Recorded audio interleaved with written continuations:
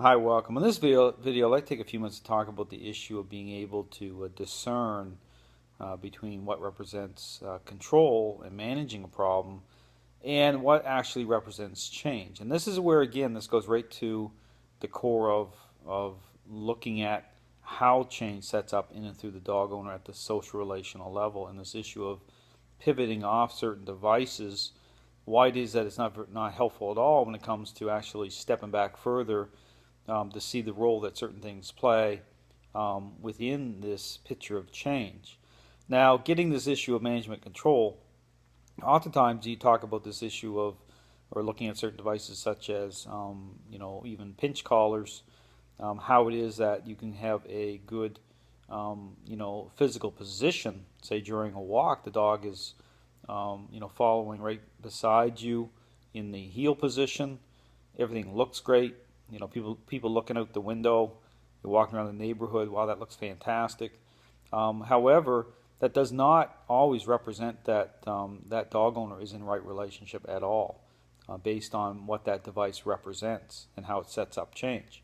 The dog, oftentimes what happens, the dog is responding to that device based on how it manifests influence, and so it keeps the dog in positional alignment, but not relational alignment. And again, this is where getting this issue of understanding the difference, why it is that certain devices really you want to stay away from, not because a lot of people look at a device and say they just don't like the look of it or they don't like the idea of it.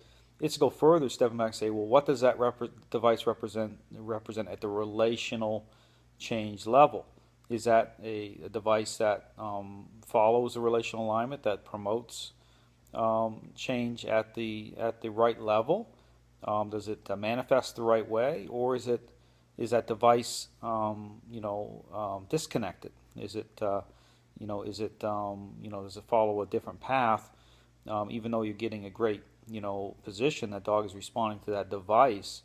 What does it really represent? And the same holds true for remote collars, and it really almost gets into this lazy way of training ultimately. And people pivot off certain devices, it just looks way too easy, but then it seems like you never get away from that device. That device is always on the dog, because ultimately that owner knows, well, the dog seems to be better when that device is on them than not. I'll just keep that device on them, and they really never get to a point of actually creating a real change, based on the owner changing and the dog perceiving them in that role properly. And so again, it's all about how people think.